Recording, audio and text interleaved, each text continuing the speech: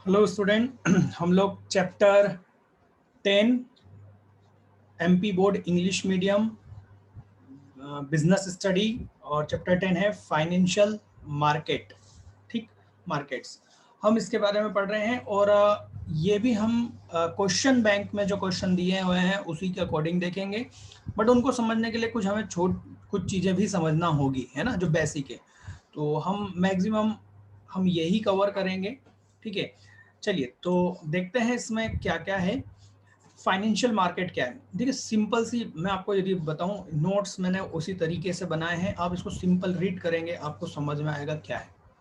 Explanation की जरूरत नहीं है नोट्स के साथ में ज्यादा, है ना। चलिए देखते हैं।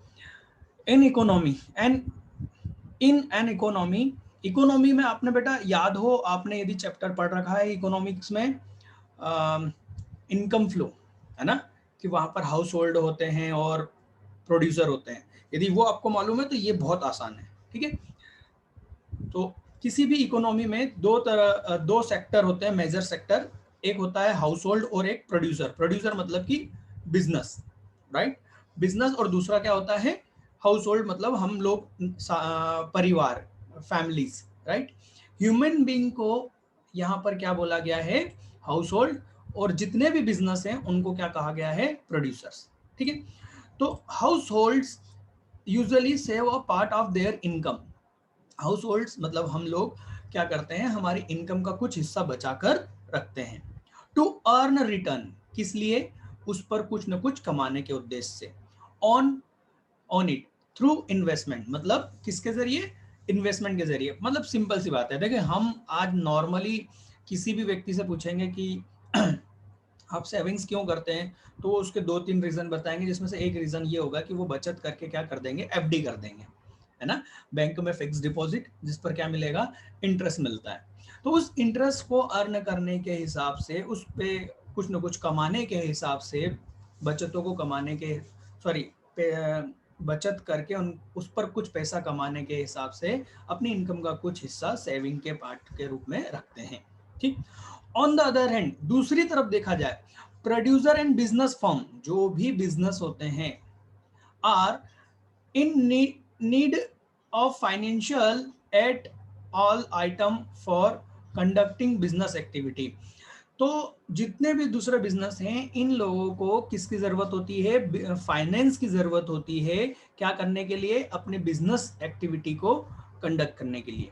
ठीक है, देखिए एक तरफ बिजनेस को जरूरत है पैसों की, राइट, फाइनेंस की, जो कि इसके पहले के चैप्टर में हम जान चुके हैं, चैप्टर नंबर 9 में, फाइनेंशियल मैनेजमेंट में। ठीक, तो एक तरफ पैसों की जरूरत होती है, दूसरी तरफ इन पैसों की बचत कौन करता है? House hold. तो हाउस होल्ड क्या करता है? इन पैसों को कहाँ दे देता है? फाइनेंशियल मार्केट में। ठीक है, फाइनेंशियल मार्केट से हाउस होल्ड उस पर कुछ अर्न करना चाहता है, राइट। और प्रोड्यूसर या कि बिजनेस उस फाइनेंशियल मार्केट से क्या लेता है? पैसा लेता है, राइट, और उसको अपने बिजनेस में लगाता है।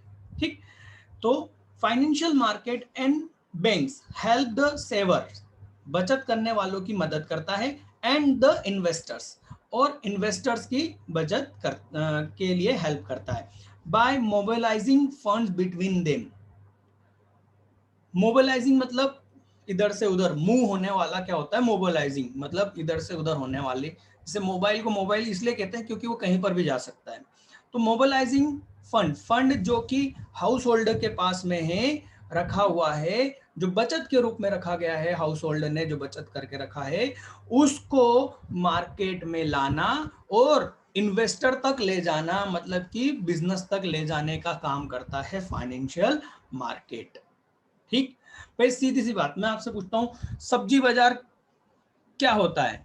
तो आप बोलोगे भाई सब्जी बाजार सब्जी खरीदने वालों और सब्जी बेचने वालों की आवश्यकताओं की पूर्ति करता है। सिंपल सी बात, एक कॉमन लैंग्वेज में हम बात करें, सब्जी खरीदने वाले सब्जी मार्केट से सब्जी खरीद सकते हैं, और जिनके पास वो सब्जियां हैं वो अपनी सब्जी वहां बेच सकते हैं।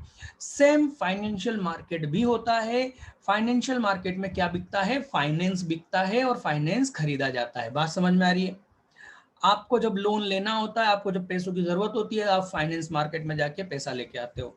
आपके पास जब पैसा अच्छा होता है, बचत के रूप में होता है, आप उसको फाइनेंस मार्केट में देते हो ताकि आपको कुछ उस पर कमाई हो जाए। यही फाइनेंस मार्केट है। Thus, financial market and bank act as a intermediate. ये किस रूप में काम करते हैं? एक इंटरमीडिएट के रूप में in this allocation function of matching the demand and supply of fund. तो भाई डिमांड, फंड की डिमांड और सप्लाई को मैच करने के रूप में इंटरमीडिएटरीज के रूप में काम करते हैं। ठीक। Meaning of financial market: A financial market is a market for creation and exchange of financial asset, right? मतलब फाइनेंशियल मार्केट क्या करते हैं? क्रिएट करते हैं और क्या करते हैं? एक्सचेंज करते हैं फाइनेंशियल एसेट को। फाइनेंशियल एसेट को क्रिएट करना और उनको एक्सचेंज करने के लिए इनका काम है फाइनेंशियल मार्केट का। ठीक है। Meaning of term used in definition: इस डेफिनेशन में जो शब्द यूज किए गए हैं उनको समझना जरूरी है फाइनेंशियल मार्केट को समझने के लिए। ठीक है। जरा एक सेकंड देख लेते हैं, क्या हमको इससे रिलेटेड कोई क्वेश्चन है? Right the object of financial market. ठीक है। Right factor determining among the fix capital requirement. नहीं, ये तो चैप्टर 9 का है। सॉरी बेटा, सॉरी। चैप्टर 10 में हम फंक्शन ऑफ फाइनेंशियल मार्केट है ना? इंपॉर्टेंस ऑफ कैपिटल है नहीं, स्टॉक, ठीक है, नहीं, सिर्फ फाइनेंशियल मार्केट के फंक्शंस आ रहे हैं। तो ठीक है, उसको समझने के लिए, उसके फंक्शन को समझने के लिए पहले हमको उसका मीनिंग समझना पड़ेगा, फिर हमको उसके फंक्शंस देखेंगे हम। ठीक है। मीनिंग में जैसे डेफिनेशन में कहा, 3 शब्द इन्होंने यूज करे, फाइनेंशियल एसेट। तो फाइनेंशियल एसेट का मतलब क्या होता है? Shares, debenture, treasury bill, bonds, ये सब क्या कहलाते हैं? Financial asset. फिर इसमें यूज हुआ creation of financial asset. Creation of financial asset का मतलब है such as the initial issue. जब एक नई कंपनी शेयर्स मार्केट में लाती है, ठीक, और मार्केट में ऑफर करती है, अपने शेयर्स को इशू करती है, तब हम कहेंगे कि क्या हुआ है? एक नई फाइनेंशियल एसेट क्रिएट हो गई है। देखिए, फाइनेंशियल एसेट हमने किसको कहा? शेयर्स को। तो शेयर्स को इशू करना, शेयर्स को पहली बार इनिशियली फर्स्ट टाइम मार्केट में लाना क्रिएशन हो जाएगा ना भाई। शेयर्स फाइनेंशियल एसेट, तो फाइनेंशियल एसेट को जब हम मार्केट में पहली बार लाएंगे तो हम क्या कर रहे हैं? क्रिएट कर रहे हैं किसको? फाइनेंशियल एसेट को, राइट। डिबेंचर इशू करना, ठीक, फर्स्ट टाइम जब पहली बार कंपनी अपने शेयर्स मार्केट में लाती है, उसको हम कहेंगे creation of financial asset. And exchange of asset: अब जब आप मार्केट में क्या करते हैं, जो ऑलरेडी इशू हो चुके हैं शेयर्स, डिबेंचर, बॉन्ड्स, मतलब कि फाइनेंशियल एसेट, उन फाइनेंशियल एसेट्स का आप क्या कर रहे हो? अब खरीदी बिक्री कर रहे हो, तो उसको हम बोलेंगे एक्सचेंज ऑफ एसेट।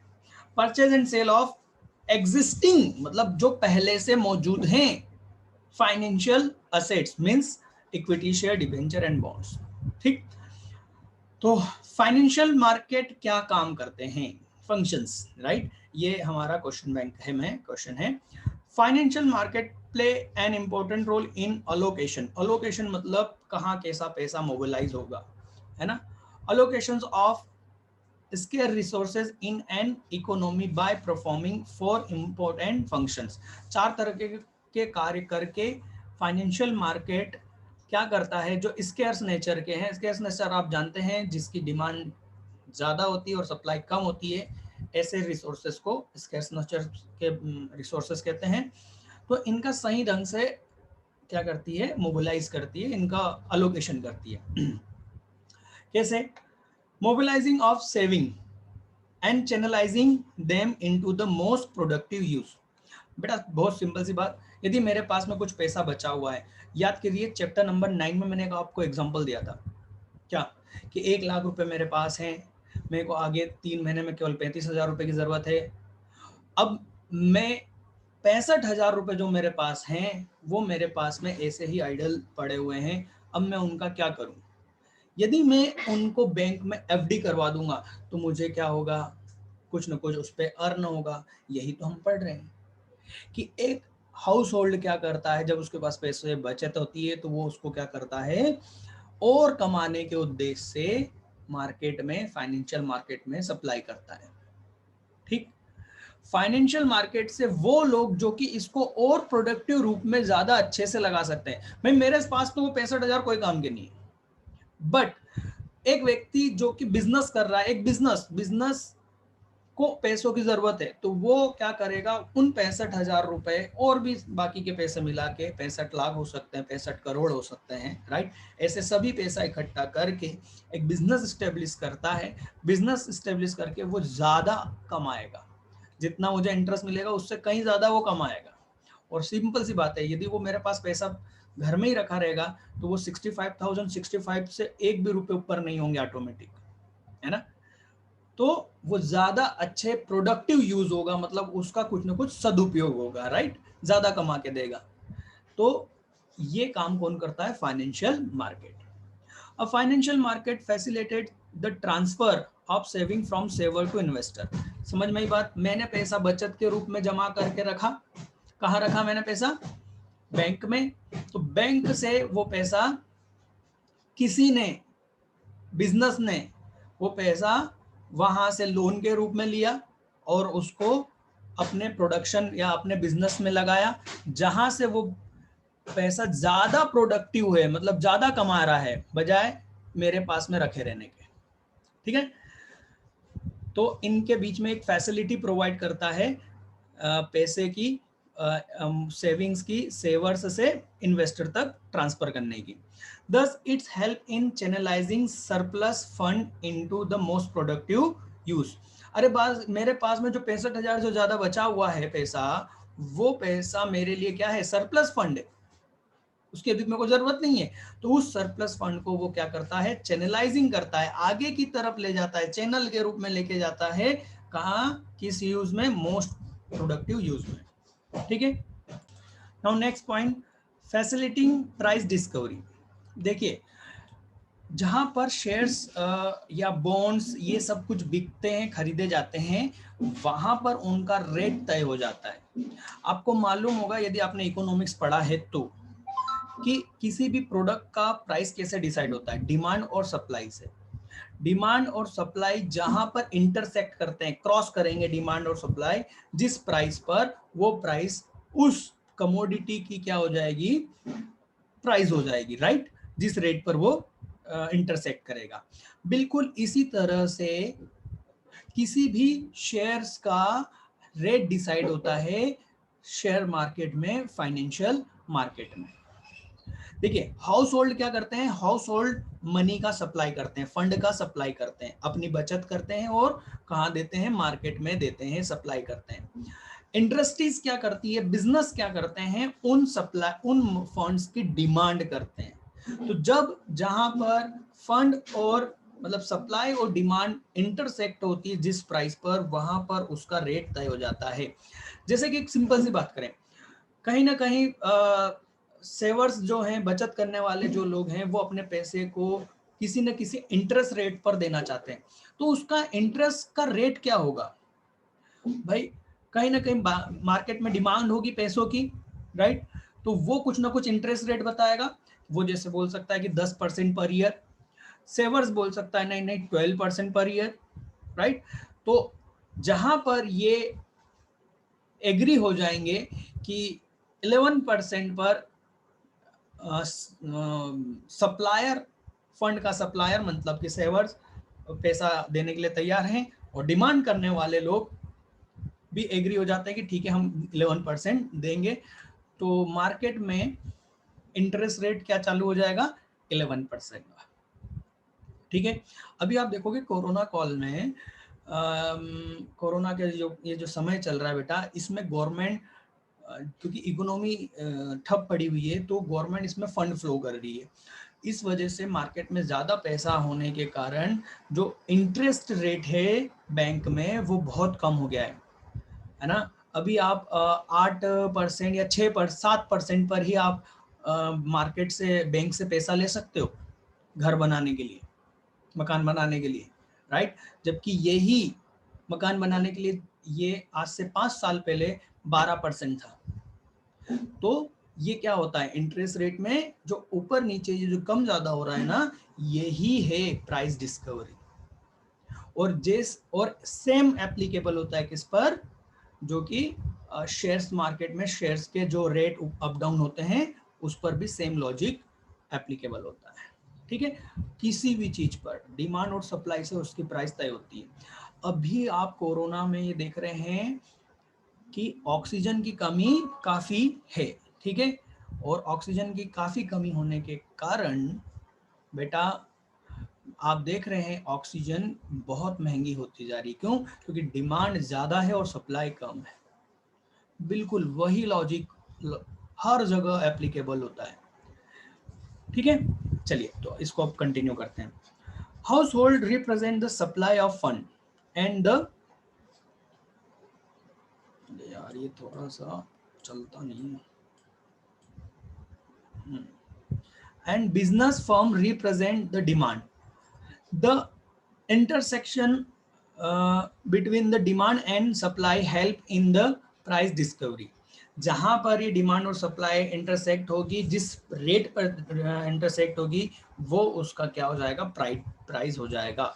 ठीक, ऑफ फाइनेंशियल असेट। ठीक, which is being traded in a particular market, जिस रेट पर वो फिर क्या होगा उस मार्केट में ट्रेड होगा, खरीदा बेचा जाएगा। ठीक है, providing liquidity to financial asset. बिल्कुल, देखिए मेरे पास में कोई फाइनेंशियल एसेट है, जैसे कि फाइनेंशियल एसेट मतलब शेयर्स, राइट। मेरे पास शेयर्स हैं, अब मैं उन शेयर्स को बेचना चाहता हूं, तो मैं कहां बेचूं? मैं को खुद, यदि मान लीजिए फाइनेंशियल मार्केट नहीं है तो मुझे क्या करना पड़ेगा? सिंपल सी बात, इससे अच्छा एग्जांपल लेते हैं।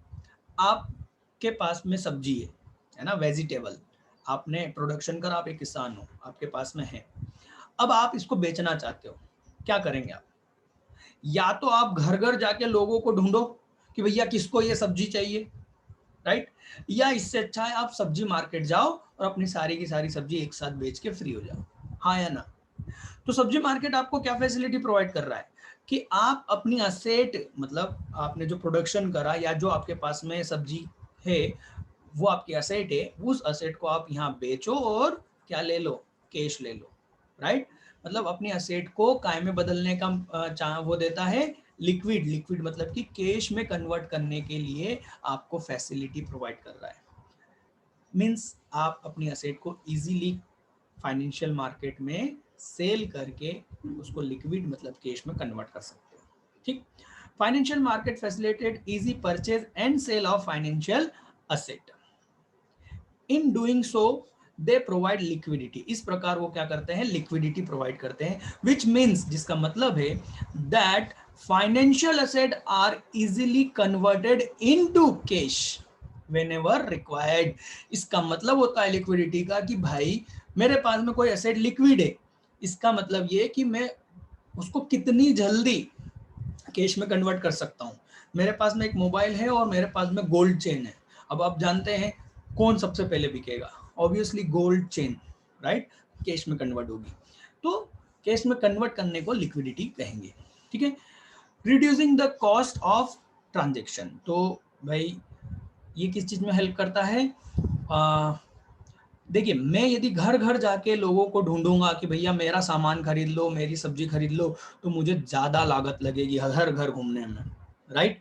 बजाय इसके मैं एक ही जगह जाता हूँ, सब्जी के मार्केट में जाता हूँ और सारी सब्जियां बेच देता हूँ, मुझे इसकी कॉस्ट बहुत कम लगेगी, राइट।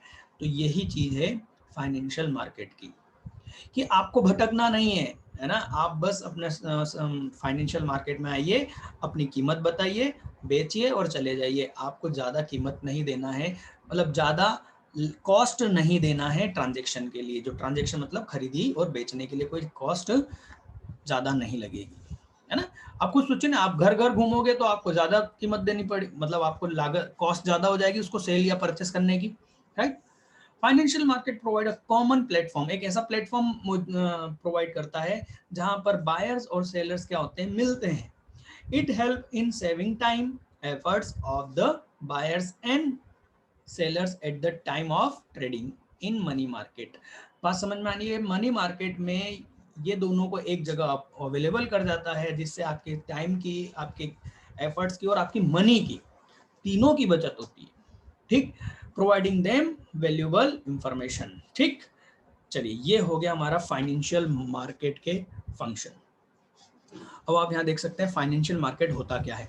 इसको आप सबसे लास्ट में भी देख सकते हैं, मैंने लास्ट में इसको बड़ा डिटेल में बनाया है क्योंकि वहाँ थोड़ा अधूरा सा दिख रहा था। ये देखिए यहाँ थोड़ा अच्छा दिखेगा, मैं इसको थोड़ा साइड में कर देता हूँ अपने आप को।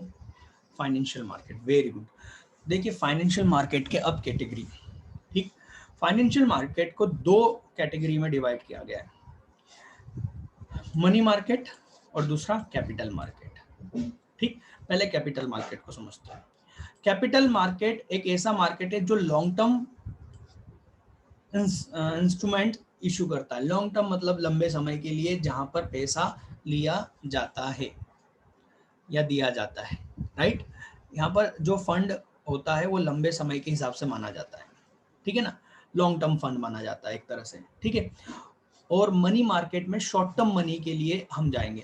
देखो एक्चुअल में जब मुझे पैसों की जरूरत होगी, राइट, तो मुझे देखना होगा मुझे लंबे समय के लिए लॉन्ग टर्म फंड की जरूरत है। याद करिए चैप्टर नंबर 9 में हम पढ़ चुके हैं long term fund, fixed capital, है ना। तो मुझे फिक्स कैपिटल की जरूरत है, लॉन्ग टर्म फंड की जरूरत है, तो मैं कहाँ जाऊंगा, कैपिटल मार्केट जाऊंगा। और यदि मुझे शॉर्ट टर्म मनी की जरूरत है, कम समय के लिए चाहिए, तो मैं कहाँ जाऊंगा, मनी मार्केट में जाऊंगा। कहाँ जाऊंगा बेटा, ये मनी मार्केट में जाऊंगा, ठीक है। बिल्कुल सिंपल है। देखो इसको अपने रियल लाइफ से जोड़ते हैं। आपको यदि सब्जियां ज्यादा खरीदनी है तो आप थोक मार्केट में जाओगे, बिल्कुल। और आपको सिर्फ अपने घर के लिए थोड़ी सी सब्जी चाहिए तो आप रिटेल मार्केट में जाके खरीदेंगे। सब वैसे ही है कि फाइनेंस आपको कितने, फाइनेंशियल असेट जो है वो आपको कितने समय के लिए चाहिए। आपको लंबे समय के लिए चाहिए तो आप कहाँ जाइए, आप कैपिटल मार्केट जाइए, ठीक। तो कैपिटल, ये याद रखना, एमसीक्यूज बनता है ना, कैपिटल मार्केट किससे रेफर करता है, लॉन्ग टर्म से, ठीक है। कैपिटल मार्केट को भी यहाँ दो पार्ट में डिवाइड करा हुआ है, प्राइमरी मार्केट और सेकेंडरी मार्केट, ठीक। जब कंपनी अपने शेयर्स मार्केट में पहली बार इशू करती है, लाती है, आप जानते हैं, आप एक अकाउंट आपने पढ़ा होगा, कंपनी अकाउंट पढ़ा होगा, राइट। मैं ये मान के चल रहा हूँ कि आपने कंपनी अकाउंट में इस चीज को समझा होगा कि कंपनी जब नए शेयर्स मार्केट में लेके आती है तो हम उसको क्या कहेंगे, प्राइमरी मार्केट, पहली बार लाना, ठीक। प्राइमरी इशू, उसको प्राइमरी इशू, इनिशियल इशू कहते हैं, प्राइमरी मार्केट, ठीक। और दूसरा सेकेंडरी मार्केट, इट मींस कि जब ये शेयर्स मार्केट में बिक चुके होते हैं एक बार कंपनी द्वारा, फिर उसके बाद में वो बाद में उनको खरीदा बेचा जाता है, तो सेकेंडरी मार्केट होता है। एक बात बताऊं मैं सच्चाई, एक्चुअल में सच्चाई ये है कि ऐसे कोई अलग अलग मार्केट नहीं होते, ये एक ही जगह होती है जहां से प्राइमरी मार्केट का काम भी होता है और सेकेंडरी मार्केट का भी काम होता है। मतलब ये कोई अलग अलग जगह नहीं है, कोई अलग अलग संस्थाएं, ऑर्गेनाइजेशन नहीं है। स्टॉक एक्सचेंज बोला जाता है, क्या बोला जाता है, स्टॉक एक्सचेंज, हम पढ़ेंगे। स्टॉक एक्सचेंज में ही प्राइमरी मार्केट का भी काम होगा और स्टॉक एक्सचेंज में सेकेंडरी मार्केट का काम होगा। बस डिफरेंस होता है, क्या बोलते हैं उसको, वर्ब का, है ना। सिर्फ डिफरेंस है एक्टिविटी का। यदि कोई शेयर पहली बार कंपनी इशू कर रही है मार्केट में, तो हम उस प्रोसेस को प्राइमरी मार्केट कहेंगे। जगह नहीं है, उस प्रोसेस को प्राइमरी मार्केट कहेंगे, जब पहली बार कंपनी मार्केट में शेयर इशू करेगी। अब जब मान लीजिए मैंने किसी कंपनी के शेयर खरीदे, कहां से, कंपनी से, पहली बार, तो वो क्या कहलाएगा, प्राइमरी मार्केट। अब मेरे पास में उस कंपनी के शेयर्स आ गए हैं, अब मैं उन शेयर्स को फिर से बेचना चाहता हूं। अब मैं उन शेयर्स को जब मैं फिर से बेचना चाहता हूं, तो वो प्रोसेस, रीसेल वाली प्रोसेस क्या कहलाएगी, सेकेंडरी मार्केट कहलाएगी। मतलब सिंपल सा, कोई अलग जगह नहीं, कोई अलग नहीं, प्रोसेस है, दो अलग अलग प्रोसेस है, उसको प्राइमरी मार्केट और सेकेंडरी मार्केट कहा है। ठीक, मैं इतना क्यों समझा रहा हूँ, क्योंकि इन दोनों के ही हमारे क्वेश्चन हैं।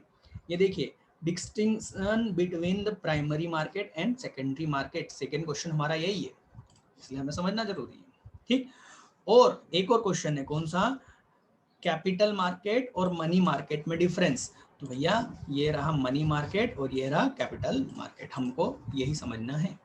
ये दो क्वेश्चन तो यहीं पर है हमारे। ठीक है, अब आते हैं मनी मार्केट में क्या होता है। तो साहब मनी मार्केट में शॉर्ट टर्म मनी के लिए हम जाएंगे, और इसमें जो इनके इंस्ट्रूमेंट्स होते हैं, मतलब कि जो वो फाइनेंशियल एसेट होती है, वो होती है ट्रेजरी बिल। देखिए फाइनेंशियल एसेट ये भी है, इक्विटी शेयर और डिबेंचर। देखो यहाँ पर थोड़ा सा ये और बचा था कि भाई capital market, primary market, secondary market, initial issue क्या किया जाता है, इक्विटी शेयर डिबेंचर, तो उसको हम क्या कहेंगे, प्राइमरी मार्केट। और जब इन्हीं शेयर्स एंड डिबेंचर को फिर से रीसेल किया जाता है, कई बार फिर तो होता रहेगा, तो वो कहाँ होगा, सेकेंडरी मार्केट में। मान लीजिए आप आईसीआईसी बैंक के शेयर्स खरीदना चाहते हैं, तो आप जब कैपिटल मार्केट में जाएंगे, तो आप जब उन शेयर्स को खरीदेंगे तो वो सेकेंडरी मार्केट कहलाएगा। क्यों, क्योंकि आईसीआईसी बैंक ने तो शेयर्स कब के इशू कर दिए, पहली बार। अब जब भी आईसीआईसी बैंक के शेयर खरीदे जाएंगे, बेचे जाएंगे, वो क्या कहलाएगा, सेकेंडरी मार्केट। ठीक है, तो जिस तरीके से कैपिटल मार्केट का इंस्ट्रूमेंट मींस की फाइनेंशियल एसेट ये है, उसी तरीके से मनी मार्केट में जो फाइनेंशियल एसेट है, इंस्ट्रूमेंट्स हैं, वो ये है। क्या क्या है, treasury bill, commercial paper, call money, certificate of deposit, commercial bank, ये जरूर याद रख लेना। क्या होते हैं मैं ये नहीं समझा रहा हूँ, क्योंकि क्वेश्चन बैंक में इस पर कोई भी जोर नहीं दिया गया है, इसलिए मैं नहीं समझा रहा हूँ, पर इनके नाम जरूर याद रख लीजिएगा। ठीक है, तो अब इनको हम इनके डायरेक्ट क्या देखने वाले हैं, डिफरेंस देखने वाले हैं। ठीक है, तो सबसे पहले हम देख लेते हैं मनी मार्केट और कैपिटल मार्केट में डिफरेंस। आ जाइए, ये रहा डिफरेंस। चलिए, तो capital market, type of fund. तो भैया इसमें जो फंड आता है वो मिडिल या लॉन्ग टर्म फंड आता है। ठीक है, और मनी मार्केट में शॉर्ट टर्म फंड, जो हम बात कर चुके हैं। ठीक है, कम समय के लिए, 1 साल से अंदर के समय के लिए हम कहाँ जाएंगे, मनी मार्केट में जाएंगे। और यदि इससे ज़्यादा के लिए हमें पैसों की ज़रूरत है, तो हम कहाँ जाएंगे, या पैसा इससे ज़्यादा के लिए हम इन्वेस्ट करना चाहते हैं, दोनों, डिमांड और सप्लाई दोनों के लिए। ठीक है ना, मेन पर्पस। तो कैपिटल मार्केट का मेन पर्पस क्या है, इट एम पर its main purpose is to meet long term needs of business। बात को समझिए, सिंपल सी बात है, भैया बिजनेस की जो लॉन्ग टर्म डिमांड है, जो जरूरत है फाइनेंस की, है ना, उसकी जरूरत को पूरा करने के लिए आप कहाँ जाएंगे, फाइनेंशियल मार्केट जाएंगे। ठीक, for example acquisition of plant and machinery, building etc.. और शॉर्ट टर्म जैसे कि वर्किंग कैपिटल के लिए आप कहाँ जा सकते हैं, मनी मार्केट जा सकते हैं, मनी मार्केट से आप ले सकते हैं। टाइप ऑफ सिक्योरिटीज तो हम बात कर चुके हैं भैया, इसमें कैपिटल में security, sorry, equity share, debenture, bonds, preference share, इस तरह के शेयर्स, इस तरह की सिक्योरिटीज या फाइनेंशियल एसेट या कि इंस्ट्रूमेंट, 3-4 शब्द है ना। सिक्योरिटीज बोल सकते हो, फाइनेंस एसेट फाइनेंशियल एसेट कह सकते हो, और इंस्ट्रूमेंट्स बोल सकते हो। ठीक है, जबकि कॉल मनी में किस तरीका का, ट्रेजरी बिल, ट्रेड बिल, ये जो अभी आपको यहाँ पर बताया था, अभी तक तो हमने वही बातें करी डिफरेंस में, ये वही है। 3 डिफरेंस तो यहाँ पर इजीली आपको दिख रहे हैं, इस चार्ट में दिख रहे हैं। पहला कि भैया ये शॉर्ट टर्म, ये लॉन्ग टर्म। ठीक है, दूसरा इसका मीनिंग कि भाई आपको शॉर्ट टर्म पर्पस के लिए चाहिए हो तो वो उसी से बन गया। तीसरा कि भैया इसमें क्या क्या, किस किस तरह के इंस्ट्रूमेंट होते हैं वो। ठीक, चौथा डिफरेंस देख लेते हैं, fourth difference, participant, financial institutions. अच्छा, इसमें कैपिटल मार्केट में किस तरह के सेलर होते हैं, बायर और सेलर होते हैं, वो देख रहे हैं। तो भैया इसमें फाइनेंशियल इंस्टीट्यूशन होती है, बैंक होते हैं, कॉर्पोरेट एंटिटीज होती है, मतलब कि बिजनेस। कॉर्पोरेट एंटिटीज मतलब बिजनेस, ठीक है। फाइनेंशियल इंस्टीट्यूट मतलब ऐसे जो कि मनी फाइनेंस के काम करते हैं, है ना, पैसा लेने और देने का काम करते हैं, बैंक्स, ठीक। फॉरेन इन्वेस्टर्स भी इसमें आते हैं। Ordinary retail investor, ordinary retail investor मतलब मैं एक सिंपल व्यक्ति जो कि सिर्फ लंबे समय के लिए अपना पैसा लगाना चाहता है कहीं पर, तो मैं कैपिटल मार्केट में जाऊंगा। तो इसी एक इंडिविजुअल पर्सन को यहाँ पर ऑर्डिनरी रिटेल इन्वेस्टर कहा गया है, ठीक है। पार्टिसिपेंट इन कैपिटल मार्केट, ठीक है, ठीक है। Participant in capital market. अब यहाँ आता है मनी मार्केट। तो मनी मार्केट में क्या आता है, एक सेकेंड, बार बार ये चेक करना पड़ता है कि कहीं रिकॉर्डिंग ऑफ तो नहीं हो गई है। Financial institutions such as ICICI bank, है ना, reserve bank and banks and financial companies participate in money market.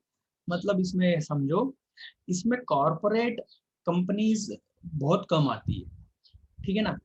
इसमें जो पैसों का लेन देन जो करते हैं ना, जैसे कि bank, reserve bank of India, right, इस तरह की कंपनी, फाइनेंस कंपनियां, यही इस मार्केट में जाते हैं। सिंपल सी बात समझो, थोक मार्केट। थोक मार्केट में एक नॉर्मल इंडिविजुअल पर्सन जाता है क्या? नहीं, व्यापारी लोग ही जाते हैं। तो वैसे ही जो लोग पैसे का बिजनेस करते हैं, कौन? फाइनेंशियल इंस्टीट्यूशंस, बैंक्स, राइट, ये लोग ही इसी मार्केट में जाएंगे और पैसा खरीदी बेचना करेंगे, पैसे का खरीदी बिक्री करेंगे, ठीक है ना। नॉर्मल इंडिविजुअल पर्सन यहाँ नहीं जाएगा, राइट। नॉर्मल कंपनियां भी यहाँ नहीं जाएगी, क्यों? क्योंकि नॉर्मल कंपनी कहाँ से पैसा उठाएगी? कैपिटल मार्केट से पैसा उठाती है, ठीक है। अब आ जाता है इन्वेस्टमेंट आउटलेट। भाई कैपिटल मार्केट में जाने के लिए हमें एक्चुअल में जाना कहाँ होगा? आउटलेट। आउटलेट आपने सुना होगा, बड़ी कंपनी का आउटलेट। आउटलेट मतलब दुकान, स्टोर, जहां से आप वो चीज जाके खरीद सकते हो। तो कैपिटल मार्केट और मनी मार्केट का आउटलेट कहाँ है, दुकान कहाँ है साहब, है ना। तो securities of this market do not required huge financial outlay मतलब इन्वेस्टमेंट, इन्वेस्टमेंट, है ना। As the value of units of security is generally low. मतलब इसके लिए कुछ ज्यादा मार्केटिंग करने की जरूरत नहीं होती है, और यहाँ पर ज्यादा यूज फाइनेंशियल आउटले की जरूरत होती है, उस पर ज्यादा खर्चा करने की जरूरत होती है, ठीक है। Risk, the securities bear more risk. इस प्रकार की जो सिक्योरिटी रहती है वो ज्यादा रिस्की होती है ना। और यहाँ पर लगभग इस प्रकार की सिक्योरिटी में क्या होता है, रिस्क नहीं होता है, ठीक है। ध्यान रखना, मनी मार्केट में ज्यादा रिस्क नहीं होता है, कैपिटल मार्केट में हायर रिस्क होता है। लिक्विडिटी, तो भैया the security have liquidity to investors because stock exchange provide ready market for them. भाई स्टॉक एक्सचेंज हम देखेंगे, स्टॉक एक्सचेंज क्या करता है, कैपिटल मार्केट का एक प्लेयर है, एक ऐसी जगह है जहां पर एक कैपिटल मार्केट के फंक्शंस होते हैं। तो वो क्या प्रोवाइड करता है, लिक्विडिटी का ऑप्शन प्रोवाइड करता है, मतलब आपके एसेट को आप कैश में कन्वर्ट कर सकते हो, ठीक। मनी मार्केट ज्यादा liquidity because discount the security have high finance house of India provide ready market. ये ज्यादा लिक्विड होता है ना। और यहाँ पर ये जो जैसे यहाँ पर स्टॉक एक्सचेंज काम करता है, यहाँ पर कौन काम करता है, finance house of India, right. Finance house of India ये काम करता है, ठीक है। ये यहाँ पर हमने कंप्लीट कर लिया बेटा, कैपिटल और मनी मार्केट। अब हमारे हैं प्राइमरी मार्केट और सेकेंडरी मार्केट। अब आपको याद आना चाहिए भाई, दोनों ही प्राइमरी और सेकेंडरी दोनों ही कैपिटल मार्केट के अंदर आते हैं, और ये कोई अलग मार्केट नहीं है, बस एक प्रोसेस है। ठीक है, देखते हैं nature of security. New securities are issued in primary market. Securities का मतलब क्या है? सिक्योरिटीज का मतलब वही शेयर्स एंड डिबेंचर है बेटा, है ना, शेयर्स एंड डिबेंचर, इन्हीं को सिक्योरिटीज बोलते हैं। जब पहली बार shares and debenture mean securities market में इशू होते हैं तो उसको हम कहते हैं प्राइमरी मार्केट। और सेकेंडरी मार्केट किसको कहेंगे? प्रीवियसली इशूड, पहले जो इशू हो चुके हैं, एग्जिस्टिंग, जो कि अभी मौजूद हैं मार्केट में सिक्योरिटीज, उन्हीं को खरीदना बेचना क्या कहलाता है? Secondary market. Transfer of ownership, भाई उन असेट की ट्रांसफर कहां से कहां होती है, किससे किसको होती है? तो हम कहेंगे प्राइमरी मार्केट में ओनरशिप ट्रांसफर होती है कंपनी से बायर को। क्यों? क्योंकि कंपनी इशू कर रही है, तो हम बोलेंगे कंपनी से बायर की तरफ ट्रांसफर होता है क्या? ओनरशिप। जबकि सेकेंडरी मार्केट में जो सिक्योरिटीज ऑलरेडी एग्जिस्ट है, उनकी जो ओनरशिप है वो दो इन्वेस्टर के बीच में ट्रांसफर होती है। बायर और सेलर यहाँ पर कौन होते हैं? दोनों की दोनों कौन होते हैं? इन्वेस्टर्स होते हैं। तो इन्वेस्टर्स के बीच में, बायर और सेलर इन्वेस्टर के बीच में ओनरशिप ट्रांसफर होती है। यहाँ कहाँ होती है? यहाँ किसके बीच में होती है? कंपनी और बायर के बीच में होती है। ठीक है, या इन्वेस्टर के बीच में होती है, कंपनी या इन्वेस्टर भी बोल सकता है। ठीक है, कैपिटल फॉर्मेशन, यस, ये कैपिटल क्रिएट करता है। क्रिएशन ऑफ, अपने बोला था क्रिएशन ऑफ फाइनेंशियल असेट। देखिए हमने क्या बोला था क्रिएशन ऑफ फाइनेंशियल असेट में? हमने कहा था क्रिएशन ऑफ फाइनेंशियल असेट में क्या होगा? किसी असेट, किसी सिक्योरिटीज को मार्केट में इशू करना, वो क्या कहलाता है? क्रिएशन। ये देखो, सच एज इनिशियल इशू, ये मैं समझा चुका हूँ। तो मार्केट में पहली बार शेयर्स को लाते हैं, डिबेंचर को लाते हैं, तो वो क्या कहलाता है? क्रिएशन। क्रिएशन या फॉर्मेशन ऑफ फाइनेंशियल असेट। ठीक है, तो प्राइमरी मार्केट में क्रिएट होती है, फॉर्मेट मतलब नई असेट पैदा होती है, जबकि यहाँ पर ऐसा कुछ भी नहीं होता। कहाँ? Secondary market. ठीक है, कोई नई एसेट क्रिएट नहीं होती, बस वही एसेट को खरीदा बेचा जाता है बार बार। प्राइस डिटर्मिनेशन, तो यहाँ पर प्राइमरी मार्केट में जो सिक्योरिटीज का प्राइस है वो कौन डिसाइड करता है? कंपनी डिसाइड करती है। आपने अकाउंट में पढ़ा होगा कि किस शेयर को कितने में बेचना है, कितने में मार्केट में लेके आना है, ये कंपनी डिसाइड करती है, कोई और नहीं डिसाइड करेगा। कंपनी बोलेगी कि हमारा एक शेयर 10 रुपए का है, जो कि हम 2 रुपए प्रीमियम के साथ में आपको देंगे, ये कंपनी डिसाइड कर रही है, राइट। जबकि सेकेंडरी मार्केट में जो प्राइस डिसाइड होगा वो डिमांड और सप्लाई की फोर्स से डिसाइड होगा। Location, there is no fix location of primary market, इसकी कोई लोकेशन फिक्स नहीं है, राइट, है ना। मैंने कहा था कोई ये जगह नहीं, अलग से कोई जगह नहीं है, वहीं स्टॉक एक्सचेंज में ही ये दोनों होते हैं। ठीक है, it is located as a specific place. Secondary market क्या है? Stock market. Stock market is secondary market एक तरह से, पूरी तरह से। ठीक है, buy and sell, only buying of security take place. Yes, primary में आप केवल खरीद सकते हो कंपनी से, जबकि सेकेंडरी में आप अपनी सिक्योरिटीज को बाय भी कर सकते हो और सेल भी कर सकते हो। ठीक है बेटा, हम लोग ने क्या क्या कंप्लीट कर लिया है? हमने ये 3 क्वेश्चन कर लिए हैं, फंक्शन ऑफ फाइनेंशियल मार्केट और ये 2 डिफरेंस। अब हमारे कौन से क्वेश्चन बच गए हैं? अब हमारा बच रहा है कि स्टॉक एक्सचेंज क्या है ना। एक और चीज बच रही है जो अभी वाले टॉपिक से जुड़ी हुई है, describe importance of capital market. तो पहले ये कर लेते हैं, ठीक है।